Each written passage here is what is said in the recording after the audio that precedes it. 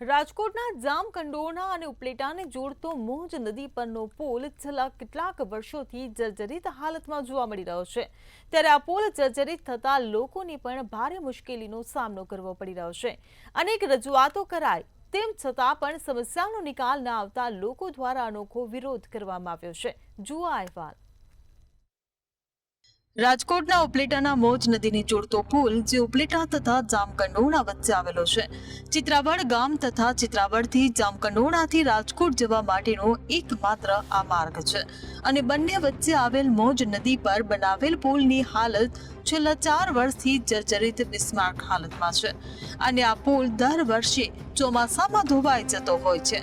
ત્યારે લોકોને પડતી મુશ્કેલીઓના કારણે લોકોમાં ભારે રોષ જોવા મળી રહ્યો છે, જેના કારણે સ્થળ પર બધા એકઠા થયા હતા અને રામધૂન બોલાવી મુખ્યમંત્રીને પત્ર લખીને વેદના ઠાલવી હતી। છેલ્લા ઘણા સમયથી આ રજૂઆત કરીએ છીએ। અમારા મોજ નદીનો કોઝવે ધોવાઈ ગયેલો છે, તો આજ રોજ અમે ચિત્રાવડ ગામ તેમજ આજુબાજુના ખીરસરા ગામ અને ઉપલેટા તાલુકાના ગ્રામ્ય લોકો દ્વારા અહીંયા એકત્રિત થઈ અને મીડિયા દ્વારા બસ અમારે હવે સરકારશ્રીને, મુખ્યમંત્રીશ્રીને, સાંસદ સભ્યશ્રી તેમજ ધારાસભ્યશ્રીને એ જ જણાવવાનું છે કે આ મંજૂર થઈ ગયેલા પુલને છેલ્લા 6 મહિનાથી આ મંજૂર થઈ ગયેલો છે, પણ આજ દિન સુધી આમાં કોઈ પણ કામ ચાલુ થયેલ નથી।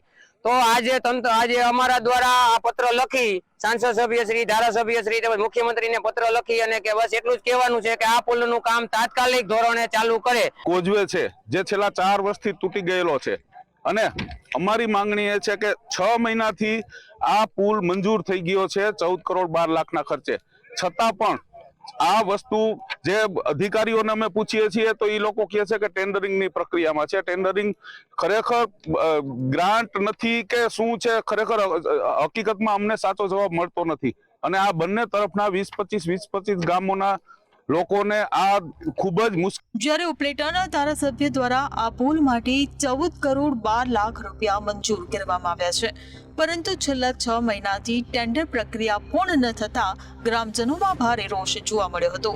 જ્યારે હવે કોઝવે ઊંચો અને સારો અને મજબૂત બનાવવામાં આવે તેવી માંગ સાથે લોકો દ્વારા રજૂઆત કરવામાં આવી છે।